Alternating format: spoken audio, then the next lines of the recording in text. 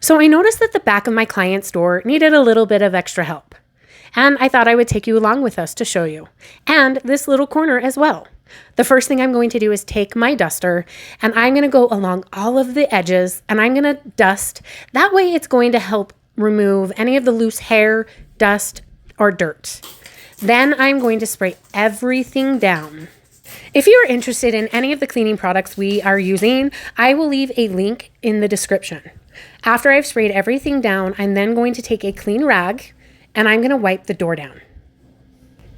And making sure to give a little bit of attention to those ledges. You also cannot forget the molding around the door. For those corners that are kind of hard and the rag just isn't removing things, we have this little brush that we like to use to get into those corners and help loosen the dirt or dust that is in there. After I've done that, I'm just going to continue wiping the door down. Again, paying extra attention and using the brush in those corners when needed.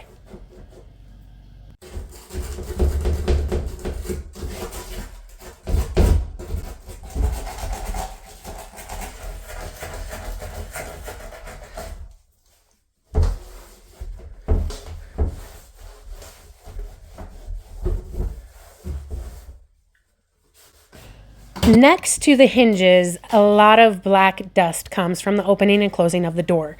So you got to make sure that you're getting in there and paying a lot of attention to that area as well.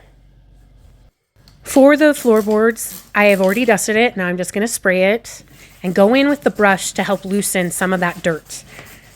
And I like to do a back and forth motion with the brush because it helps loosen that even better.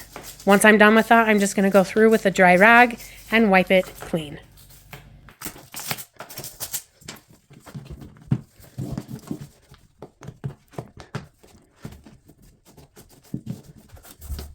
I wanted to show you another way that we use the brush, but first we have to get all of this out of the way.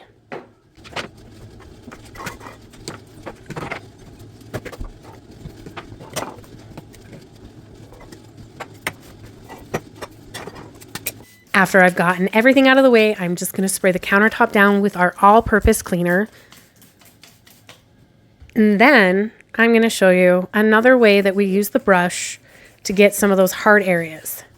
Next to that ledge, it's usually a really tight fit. Normally, I just put my fingernail down and I will run against it.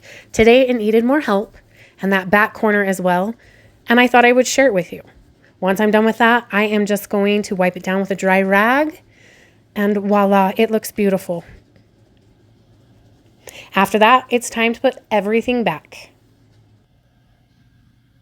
Another place I like to use the brush is around the faucet. A lot of soap and dirt builds up around here, and this just helps loosen it and pull it away.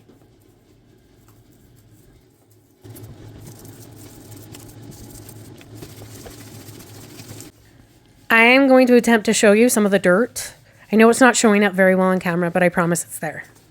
Another place I like to scrub with the brush is around the drain. So much dirt builds up right there, and so does toothpaste and soap. And this just helps loosen it and pull it away. After I am done scrubbing, I am just going to take a dry rag and wipe everything dry. I'm going to pay extra attention to loose hair or dust, just going over every surface multiple times to make sure it looks good.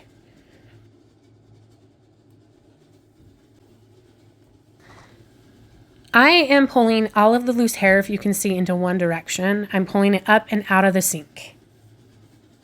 Right here, I'm checking my work just to make sure that I got it as clean as possible. And here we are, everything put back to normal and everything as beautiful as possible.